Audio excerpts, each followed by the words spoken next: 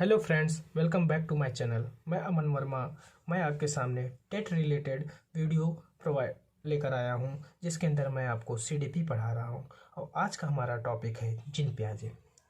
Gene पियाजे महोदय जी का जन्म स्विट्जरलैंड में हुआ था और इन्होंने एक पुस्तक लिखी थी, एक बुक लिखी थी, जिसका नाम था the language of thought of the child.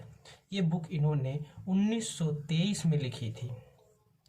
Gene पियाजे महोदय जी को विकासात्मक मनोविज्ञान का प्रतिपादक के रूप में जाना जाता है और इन्होंने एक सिद्धांत दिया जिसका नाम था संज्ञानात्मक विकास का सिद्धांत। इसी को हम अवस्था का सिद्धांत कहते हैं, जो कि ये सिद्धांत बहुत ही इम्पोर्टेंट है परीक्षा की दृष्टि से, क्योंकि ये सिद्धांत पेपर में हर बार पूछा जाता है कि संज्ञानात्मक विकास का सिद्धांत किसने दिया।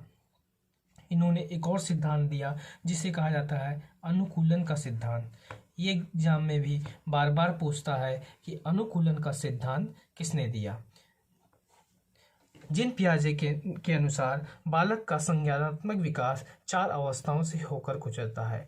अब संज्ञानात्मक विकास का सिद्धांत जो जीन पियाजे ने दिया, इसमें इन्होंने 4 अवस्था बताई कि बालक का संज्ञानात्मक विकास 4 अवस्थाओं से होकर गुजरता है, जिसे हम देखते हैं।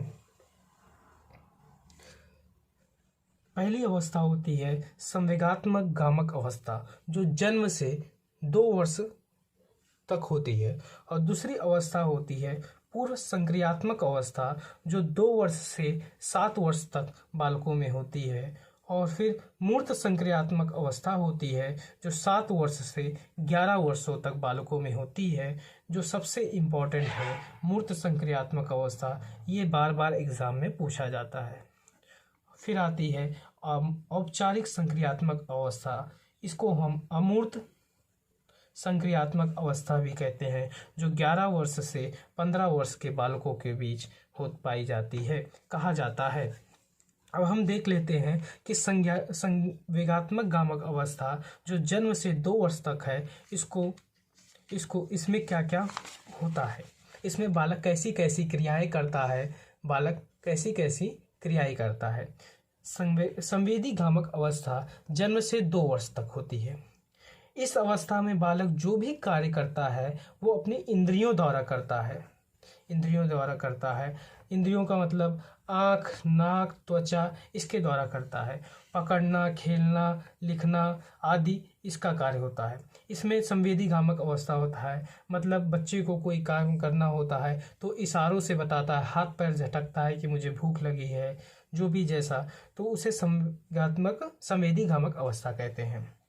अब हम दूसरा देख लेते हैं पूर्व संक्रियात्मक अवस्था, जो 2 वर्ष से 7 वर्ष के बीच में पाई जाती है।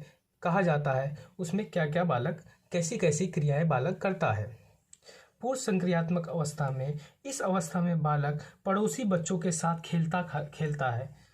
इस अवस्था में बालक पड़ोसी बच्चों के साथ खेलता है, मतलब बच्चा अब थोड़ा बड़ा हो गया है तो उसके साथी भी बनेंगे, तो बच्चों के साथ जो पड़ोस में बच्चे रहते हैं उनके साथ खेलता है। बालक चित्रों का प्रयोग, शब्दों व प्रतीकों का प्रयोग करता है। बालक अब चित्र देखकर समझ जाता है कि ये बैट है, ये बॉल है, ये सेब है। बालक अब चित्र का प्रयोग करना सीख गया है, प्रतीक का चिन्ह जानता है, प्रतीकात्मक खेल खेलता है, सही अनुपात का अंतर नहीं कर पाता। इस अवस्था में बालक सही अनुपात का भी अंतर नहीं कर पाएगा, क्योंकि बालक अभी छोटा है। 2 से 7 वर्ष तक के बीच के बालक को ही पूर्व संक्रियात्मक अवस्था कहा जाता है। इस अवस्था में बालक सही प्रकार का चित्र नहीं बना पाता, अर्थात उसको जब चित्र बनाने के लिए दिया जाता है तो अभी सही प्रकार से चित्र नहीं बना पाता। भाषा का विकास इस अवस्था से प्रारंभ हो जाता है। तो ये क्वेश्चन जो है, भाषा का विकास किस अवस्था से प्रारंभ हो जाता है, ये बार बार एग्जाम में पूछा जाता है। तो इसमें कहा जाएगा 2 से 7 वर्ष वाला पूर्व संक्रियात्मक अवस्था में भाषा का विकास बालक में प्रारंभ हो जाता है। अब हम तीसरा देखते हैं। तीसरे में क्या है, मूर्त संक्रियात्मक अवस्था, जो 7 से 11 वर्ष तक के बालकों को कहा जाता है। इसमें क्या होता है, बच्चा तर्क पर आधारित रहता है, मतलब बच्चा तर्क करना सीख जाता है, धीरे धीरे तर्क करता है। चिंतन का समावेश तारीख, महीना, समय आदि बताने लगता है। मतलब बच्चा अब समझने लगता है कि तारीख, महीना और समय क्या होता है। समय जानना, घड़ी देखना समझ जाता है। महीना कौन सा चल रहा है ये देखना समझ जाता है। कौन सी तारीख, महीने में कितनी तारीखें होती हैं, कितने दिन होते हैं, ये बच्चा समझ जाता है। फिर सही अनुपात का अंतर जान जाता है कि अनुपात का अंतर, आकार, भार, क्रम आदि समझने लगता है। मतलब बच्चा ज्योमेट्री सीख जाता है इसमें कि क्या कैसे है, आकार क्या है, भार क्या होता है, सही क्रम क्या है, और मूर्त चिंतन करना प्रारंभ कर देता है। अब हम चलते हैं इसकी चौथी अवस्था में, जो औपचारिक संक्रियात्मक अवस्था है। इसमें बच्चा 11 से 15 वर्ष तक का हो जाता है। इसमें बच्चा निर्णय, स्मरण, मनन आदि करना सीख जाता है। मतलब निर्णय, बच्चा अब कहीं बाहर जाना है या कोई फैसला लेना है तो निर्णय करना जान जाता है। स्मरण, पुरानी चीज़ें याद करना सीख जाता है। जो पढ़ा रहता है, जो कार्य किया रहता है, उसको स्मरण, उसको याद रखने में उसकी क्षमता बढ़ जाती है।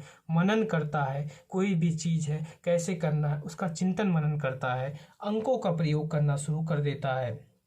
समस्या समाधान करने लगता है। जब कोई प्रॉब्लम समाज में होती है, परिवार में होती है, तो उसकी समस्या को हल निकालने का प्रयास करता है, उसको बताने का प्रयास करता है। कार्य कारण समझने लगता है, कार्यों को समझने लगता है कि समाज में कैसे क्या कार्य हो रहे हैं, क्या नहीं हो रहे हैं। और जीन पियाजे जी ने एक और सिद्धांत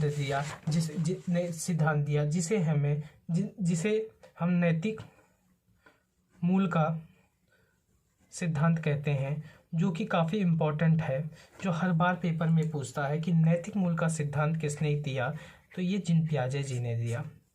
इसके साथ हम यह टॉपिक यहाँ पे समाप्त करते हैं। अब अगले वीडियो में हम नए टॉपिक, नए दार्शनिक, नए मनोवैज्ञानिक के साथ आपके सामने उपस्थित होंगे। तब तक के लिए जय हिंद, नमस्कार।